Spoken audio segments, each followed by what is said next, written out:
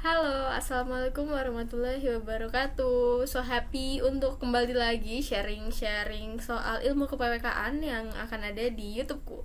Oke, sebelum kita bahas lebih lanjut, di sini udah ada sneak peeknya. Kalau misalnya mata kuliah yang akan jadi bahan diskusi di kesempatan kali ini adalah evaluasi sumber daya lahan. Tapi sebelum itu, let me introduce myself first. Namaku Faradina Sabita Kurniawan dari PWK kelas A dengan NIM 19 10 50 10 35.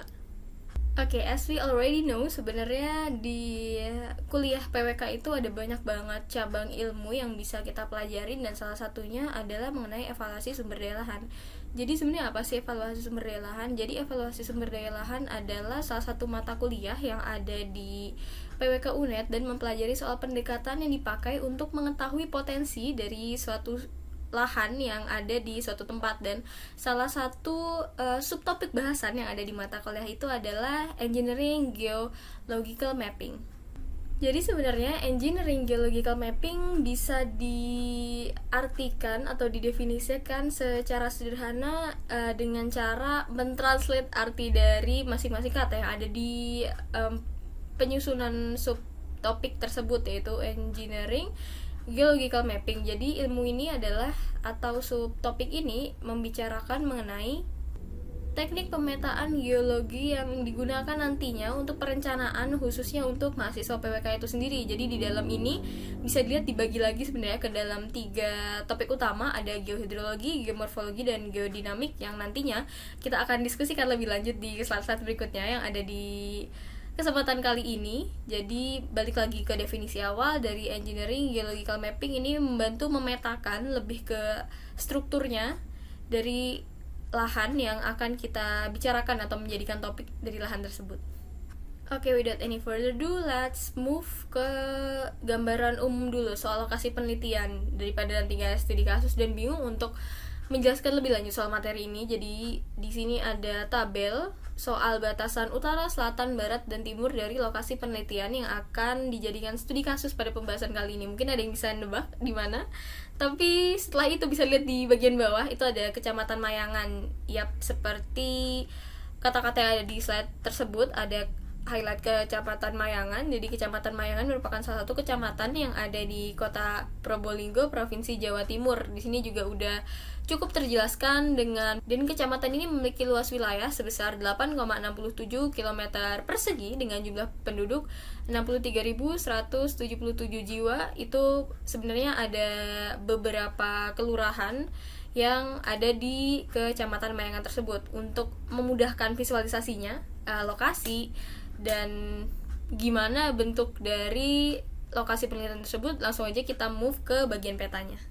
Oke, berikut adalah peta batasan lokasi penelitian yang ada atau kita gunakan di studi kasus ya. Jadi garis warna oranye itu bisa dilihat keterangannya adalah batasan wilayah dari Kota Probolinggo, sedangkan yang bagian kuning itu adalah batasan wilayah penelitian, yaitu Kecamatan Mayangan itu sendiri. Jadi ini peta batasan wilayah penelitian. Jadi seperti yang tadi udah dijelaskan di slide berikutnya, let us take a look. Di bagian batas utara itu terdapat Selat Madura, dan benar karena Kecamatan Mayangan itu tergolong, that's why Kecamatan Mayangan tergolong sebagai kawasan pesisir. Dan siapa yang nggak tahu lokasi-lokasi atau destinasi wisata yang ada di Kecamatan Mayangan itu sendiri. Just like what I said before, karena lokasi penelitian merupakan lokasi pesisir, jadi itulah alasan kenapa destinasi wisatanya pun didominasi oleh kegiatan wisata yang berkecimpung di bahari gitu. Di bagian sini, ini adalah Pantai Mayangan, bisa dilihat view-nya dan awannya cantik sekali. Lalu sebenarnya di 1, 2, dan 3 foto ini di satu kawasan wisata yang sama, yaitu BJBR atau Bijau Bakau Resort, yang sangat terkenal dari Kecamatan Mayangan itu. Jadi dari ini ada tampak atasnya dari drone ya, ini bisa dilihat juga kalau misalnya cukup luas kawasannya. Dan ini juga ada salah satu landmark yang ditonjolkan dari Kecamatan Mayangan sekaligus destinasi wisata baharinya, yaitu KCW di sini, yaitu patung kuda Cipta Wilaha. Lalu di sebelah kanan ini adalah base camp snorkeling Gili Ketapang yang banyak banget para pengunjung yang menghadiri atau join untuk ikut snorkeling di Gili Ketapang ini. Oke, kalau gitu kita langsung aja ke bahasan pertama, yaitu geohidrologi. Jadi sebenarnya apa sih geohidrologi itu? Seperti yang udah dijelaskan di PowerPoint ini, ada penjelasan soal geohidrologi itu ngomongin apa. Geo berasal dari geografi, sedangkan hidrologi pasti semua yang berhubungan dengan air. Jadi bisa dibilang ini akan ngomongin soal kondisi hidrologi permukaan yang memengaruhi penggunaan lahan perencanaan, lalu juga pemilihan lokasi dan biaya, daya tahan, dan keamanan struktur teknik. Jadi langsung aja kita ngomongin ke bahasa selanjutnya yang berhubungan sama geohidrologi pada studi kasus penelitian. Balik lagi, kalau misalnya geohidrologi itu berhubungan sama air, jadi di sini akan mencoba untuk ngomongin dari runoff yang ada di lokasi penelitian. Nah, bisa dilihat di sini ada penjelasan secara umum gimana kondisi si runoff ini. Jadi sebenarnya runoff ini adalah aliran atau sebagian aliran air yang dari air hujan dan disalurkan atau jalan ke area perairan seperti danau, sungai, atau bahkan laut. Jadi itu yang dinamakan dengan runoff. Nah, sebenarnya proses terjadinya runoff ini juga udah dijelaskan di sini kalau misalnya dipengaruhi juga oleh wilayah dari masing-masing studi kasus yang ada. Jadi di sini umumnya wilayah pesisir merupakan wilayah deposional dan aluvial, pada umumnya berusia lebih muda dibandingkan batu, pasir, rapal, hingga batu kapur. Hal tersebut berimplikasi pada sifat aluvium yang lebih mampu untuk mengurangi runoff, sehingga potensi terbentuknya daratan banjir lebih kecil. Nah, di sisi lain juga peningkatan alih fungsi lahan itu diarahkan untuk kawasan terbangun pastinya, yang dinilai dapat membendung atau bisa membuat kondisi ekonomi menjadi stabil. Jadi menjadi beban wilayah pesisir itu sendiri bertambah besar. Seperti yang di slide di awal-awal tadi juga udah sempat dijelasin kalau misalnya Kecamatan Mayangan pun emang surganya dari lokasi wisata bahari. Nah, sesuai sama definisi awal dari yang tadi aku ceritain soal geohidrologi itu kayak gimana, jadi let us move on. Setelah kita ngomongin soal gimana kondisi hidrologinya, bagaimana sangkutannya dia dengan struktur kotanya itu sendiri. Jadi bisa dilihat kalau ini peta keseluruhan sebenarnya dari kota Probolinggo yang diambil dari jurnal. Dan ini adalah yang merah-merah jaringan jalan, bisa lihat dari perkembangannya di tahun 1810, terus ini berkembang jadi 1882, lalu ada 1946 sampai ke 2010. Jadi emang kalau misalnya bisa look back ke sejarah, alasan kenapa di sini kenapa di bagian ini, di bagian 1810 ini ada jaringan jalan yang diarah memang udah menuju di bagian utara dari kota Probolinggo, yaitu Kecamatan Mayangan yang merupakan lokasi atau studi kasus penelitian. Karena pada zaman itu saat dijajah, potensi yang bisa dimanfaatkan dari kota Probolinggo itu sendiri sebenarnya ada komoditas pertanian yang memanfaatkan potensi dari dermaga atau perairan, karena juga merupakan kawasan perairan, untuk diangkut balik lagi ke negaranya atau negara-negara jajahan yang lain. Jadi seperti yang kita tahu kalau the whole cerita dari Belanda menjajah Indonesia pun untuk mencari komoditas, dan same here di Probolinggo juga, di kota Probolinggo juga. Jadi pola pendistribusiannya dengan menggunakan jalur laut. Jadi kenapa di sini terbangunnya emang di daerah utara dulu. Nah, that's why sebenarnya peta struktur kota di kondisi existing atau lebih terupdate atau terbaru akan seperti ini.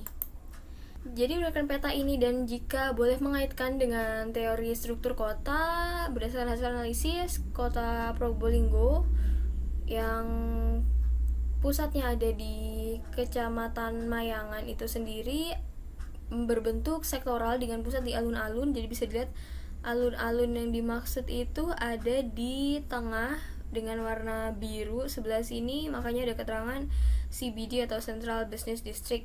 Terus yang menjadi fokus saat ini sebenarnya yang saat ini sedang kita omongin ini di bagian sini di kawasan pelabuhan. Dan next we're gonna talking about penggunaan lahan dan let me see gambaran citra. Jadi time lapse-nya perubahan kayak gimana sih yang di bagian kawasan pelabuhan. So let us take a look. Selanjutnya adalah kita akan ngomongin soal penggunaan lahan. Sebenarnya balik lagi kalau kita take a look ke sejarah, sebenarnya itu menjadi salah satu dasar alasan atau pertimbangan kenapa tadi di bagian struktur kota masuk ke dalam kategori sektoral, dan dari dulu pun nggak berubah berdasarkan hasil analisis sampai sekarang. Dan ini adalah penggunaan lahan yang ada. Jadi ini versi yang dulu. Di sini bisa dilihat kalau misalnya dengan peta skala 1:25.000 ini masih secara kasar bisa dibilang secara makro penggambaran soal penggunaan lahannya, karena ini adalah peta penggambaran di abad ke-18 sampai 19.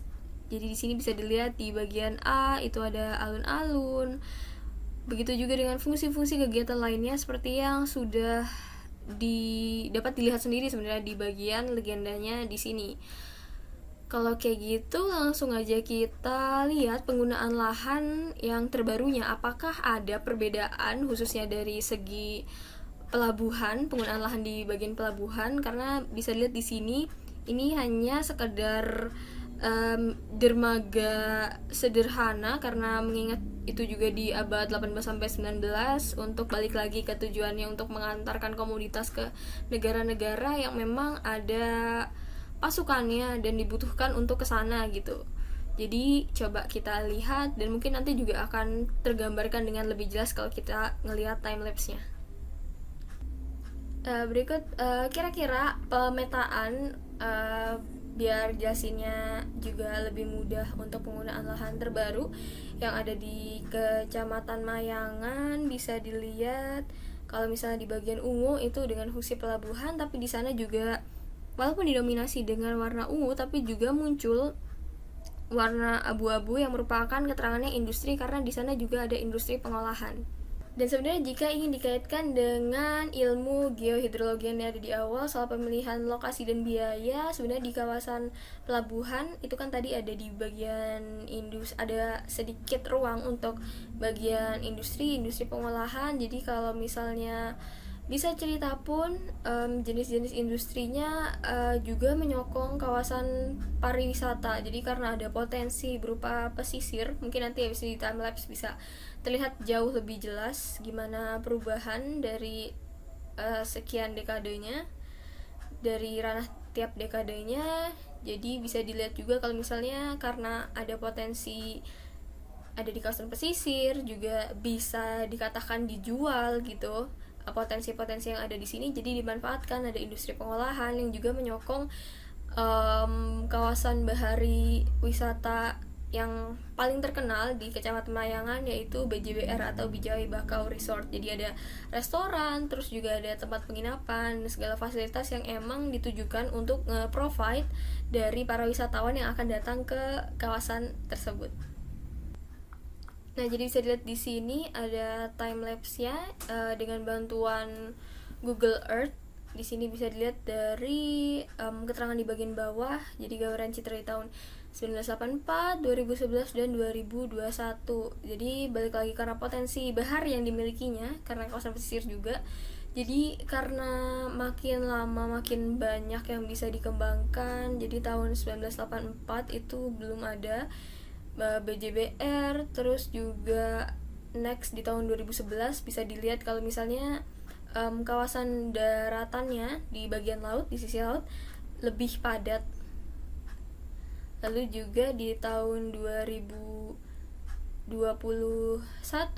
ini bisa dilihat juga kondisi terkini juga kalau di compare jauh lebih padat dibanding di 2011. Mungkin langsung aja kita akan ngomongin selanjutnya soal figure ground dulu sebelum kita move ke geomorfologi. Tadi juga sempat dijelaskan kalau misalnya kondisi geohidrologi itu perbedaan daya yang dihasilkan itu juga ada atau ada campur tangan yang dihasilkan dari adanya fenomena alih fungsi lahan, jadi menjadi lahan terbangun. Mungkin di sini bisa dilihat aja figurkan di 2004 di bagian sini itu masih ada kota-kota kecil di sini, hanya sebatas jalan untuk menuju ke dermaga dari kawasan permukiman kayak gitu. Terus sedangkan di tahun 2020 sendiri menjadi jauh lebih padat seperti ini. Bahasan kedua yaitu geomorfologi. Jadi sebenarnya di dalam geomorfologi itu bisa aja kita menyangkutkan 4 aspek yang ada di bawah penjelasan ini. Jadi yang pertama ada hubungan antar kondisi, permukaan dan geologi. Terus di kedua ada asal usia dan perkembangan geografis elemen geomorfologi individu. Terus yang ketiga ada pengaruh kondisi geomorfologi pada proses hidrologi dan geodinamik. Dan yang keempat ada perkembangan geomorfologi yang akan datang fitur seperti erosi tepi sungai.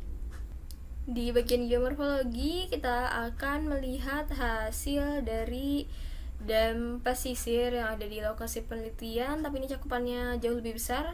Jadi lokasi penelitiannya di sebelah sini yaitu Kecamatan Mayangan, dan dari analisis dam atau yang biasa dikenal dengan digital elevation model ini merupakan kombinasi dari hasil proses fluvial, marin dan eolial. Jadi dilihat di sini kalau misalnya proses pemetaannya yang warna kuning atau beige right here, warna kuning muda, itu merupakan kawasan laut, dan yang di sini adalah daratannya. Makanya tadi lokasi penelitiannya ada di sebelah sini.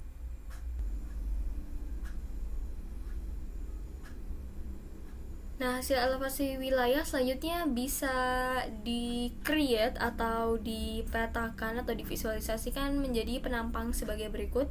Dan bisa dilihat juga ada grafik hijau-hijau ini. Kalau misalnya hasil kesimpulan dan analisisnya, elevasi wilayah pesisir itu berkaitan dengan elevasi dengan tingkatan rendah, karena bisa lihat kalau misalnya rentannya ada di angka 0,0 meter sampai di sini. Titik tertinggi itu hanya sekedar 8 meter, jadi hanya rentan antara 0 sampai 8 meter di atas permukaan air laut. Pembahasan yang ketiga yaitu mengenai geodinamik. Seperti dua pembahasan sebelumnya sebenarnya, jadi batasan atau definisi dari geodinamik itu sendiri udah dipaparkan di dalam PowerPoint ini, di slide ini. Jadi penjelasan mengenai dinamika bumi untuk memahami arus konveksi yang ada di mantel bumi. Jadi bisa dibilang ini adalah mempelajari proses pembentukan, seperti contohnya nih ada pemekaran samudra, pegunungan, gunung api, patahan, dan lain-lain. Selanjutnya studi kasus yang akan dipaparkan pada bahasan mengenai geodinamik yaitu pembentukan Selat Madura. Jadi lokasi penelitiannya ada di sebelah sini, Kota Probolinggo. Lalu selanjutnya ini adalah gambaran soal balik lagi ke definisi dari batimetri itu sendiri, yaitu peta yang menggambarkan soal kedalaman air laut. Jadi di sini yang paling dalam yaitu dengan warna terpekat. Di sini ada 81 meter di bawah permukaan air laut, sedangkan di sekitar sini ada yang warna hijau dan juga kuning. Dan berdasarkan hasil analisis juga ditemukan bahwa sebenarnya kedalaman dari Selat Madura, jadi di sini ada daratannya, ini juga daratan, jadi yang berwarna-warni justru yang perairannya, jadi kedalamannya itu dikatakan dangkal. Sebenarnya kedangkalan ini makin lama bisa juga mengkikis adanya air yang ada di selat tersebut. Jadi bisa aja nantinya Pulau Madura dan Pulau Jawa justru bersatu. Jadi mungkin positifnya kita nggak usah naik ferry jauh-jauh untuk ke Pulau Madura, karena Selat Madura pun udah nggak ada, disepir gitu. Nah tapi di sisi lain juga kita perlu memperhatikan bahwa dengan hilangnya Selat Madura pun juga banyak hal-hal negatif yang terjadi, seperti hilangnya biota laut yang ada di situ. Terus juga sebenarnya dari Selat Madura itu sendiri merupakan muara dari Bengawan Solo. Jadi bisa dibayangkan kalau misalnya si Selat Madura ini nggak ada, gimana aliran-aliran air yang memang bermuara di sini. Bahkan ada salah satu artikel yang mengklaim bahwa telah terdapat upaya untuk menaikkan volume air atau memperbanyak volume air, jadi agar lama-lama nggak surut si Selat Madura ini, yaitu dengan pembuatan pipa. Jadi seluruh air yang ada di kawasan sekitarnya akan langsung didistribusikan ke dalam Selat Madura ini. Sebenarnya bahasan mengenai engineering geological mapping sudah selesai sampai poin bahasan tadi. Tapi ada sisi menarik yang sepertinya sebagai seorang perencana, calon perencana, harus erat hubungannya dengan seorang perencana, itu kebijakan, khususnya tentang tata ruang. Jadi langsung aja kita move ke pembahasan gimana implikasi adanya RT RW ini untuk konteks perencanaan yang ada di Kota Probolinggo. Dan ini ada beberapa aspek, ada 5 aspek yang akan dijelaskan satu persatu. Selanjutnya aspek pertama yaitu aspek lingkungan. Jadi aspek lingkungan ini ada 2 pembahasan, yaitu dari segi internal dan eksternal. Kalau dari segi internal sendiri, lingkungannya itu mendukung. Jadi yang ada di Kota Probolinggo berdasarkan RT RW itu memang mendukung dan juga didukung dari hasil analisis. Kalau misalnya soal curah hujan, jadi digunakan untuk kawasan pertanian dan juga permukiman gitu. Nah, sedangkan kalau dari sisi eksternalnya sebenarnya ada kecacatan atau masih belum sempurna lah istilahnya untuk di kebijakan RT RW sendiri untuk lingkungan, karena belum adanya terakomodasinya sumber daya air yang ada di wilayah. Lalu juga ada pelabuhan itu belum dicanangkan sebagai pelabuhan utama kayak gitu untuk segi lingkungan. Pembahasan kedua yaitu mengenai aspek potensi dan masalah. Sebenarnya ada implikasinya atau ada hubungannya sama bahasan yang jadi concern studi kasus kita pada kesempatan ini. Jadi di bagian potensi sebenarnya sudah dipaparkan di sebelumnya sebenarnya. Jadi bagian potensi ini potensi yang dinilai dari CRT RW yang ada di Kota Probolinggo yang menjadi sektor utama dalam perekonomian, itu ada di Kota Probolinggo di bagian utara, yaitu Kecamatan Mayangan. Yang dari awal udah digaung-gaungan namanya Kecamatan Mayangan, karena juga emang itu merupakan lokasi penelitian yang menjadi fokus utama dalam pembahasan ini. Jadi karena potensi yang dimiliki berupa pesisir, jadi hal-hal yang bisa dikembangkan balik lagi ke industri pengolahan ikan, lalu ada kawasan wisata juga yang berhubungan sama bahari. Sedangkan kalau untuk masalahnya sendiri ini sesuai sama potensi juga di bagian selatan. Jadi kalau di bagian selatan itu lebih ke industri kecil dan pertanian. Jadi untuk masalahnya sebenarnya di bagian selatan itu belum terintegrasi atau bisa nge-catch perkembangan-perkembangan yang ada di wilayah Kota Probolinggo di bagian utara. Bahasan ketiga merupakan aspek institusi perencana. Ini sebenarnya bahasan yang ngomongin soal badan, instansi atau kelembagaan yang bisa nge-cover soal institusi perencanaan, dan dalam hal ini yang berperan besar dalam perencanaan di Kota Probolinggo yaitu ada Bapeda. Nah, Bapeda sendiri ini dinilai mampu untuk melaksanakan pokok-pokok kegiatan yang berhubungan dengan perencana. Bahkan pembangunan daerah juga mendapat dukungan dari 5 orang pejabat fungsional perencanaan yang telah Bapeda Kota Probolinggo miliki itu sendiri.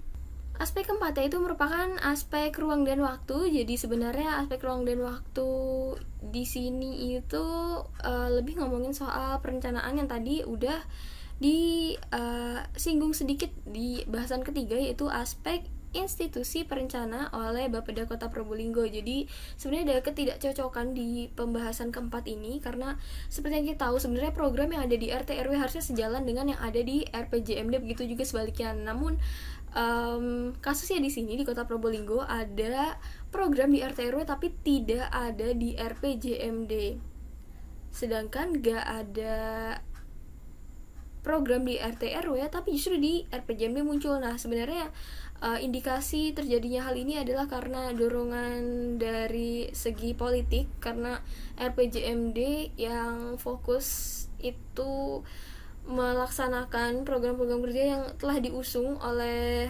pemenang dari pemimpin periode berikutnya, itu kadang bisa beda sama RT RW. Nah, makanya tak heran Bapeda tuh sering melakukan konsolidasi atau kompromi untuk menyinkronkan dua hal yang kurang terintegrasi. Lalu jika selanjutnya dinilai dari aspek legalitas kebijakan yang dimaksud dari tadi yang kita omongin di sini adalah RT RW. Jadi RT RW Kota Probolinggo sebenarnya sudah menjadi dasar hukum yang kuat sebagai rangka perencanaan pembangunan wilayah. Tinggal bagaimana pelaksanaannya, khususnya Bapeda ya yang tadi telah disebut-sebutkan di aspek ketiga dan 4 itu menjalankannya proses tersebut di lapangan. Nah, kalau pada topik pembahasan sebelumnya kita terus membicarakan kaitan kebijakan RT RW dengan perencanaan, sekarang kita akan mengkaitkannya dengan dampak dari adanya RT RW yang ada di Kota Probolinggo. Untuk bagian pengaruh pada perubahan pemanfaatan lahan menunjukkan dampak yang bernilai negatif karena sejatinya berdasarkan analisis yang dilakukan pada kaitan RT RW dalam konteks dampaknya, RT RW itu sendiri dilaksanakan oleh Badan Pertahanan Nasional di tahun 2016 menunjukkan tercatat telah mencapai 95,67% wilayah yang dapat dikembangkan di Kota Probolinggo sesuai dengan RT RW.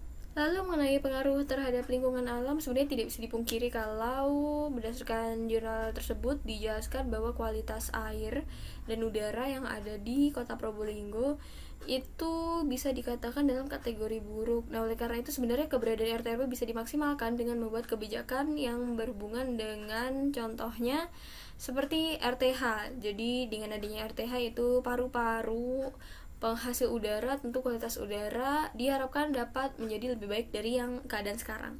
Bahasan yang ketiga adalah pengaruh pada ekosistem. Jadi sebenarnya pengaruh pada ekosistem ini kalau misalnya kita kaji itu berhubungan sama mangrove dan terumbu karang. Balik lagi ke potensi yang tadi udah dijelaskan di slide sebelumnya dan dari awal juga udah ditekankan kalau misalnya kawasan pesisir yaitu ada potensi baharinya. Jadi pada ekosistem sebenarnya sampai saat ini diklaim bahwa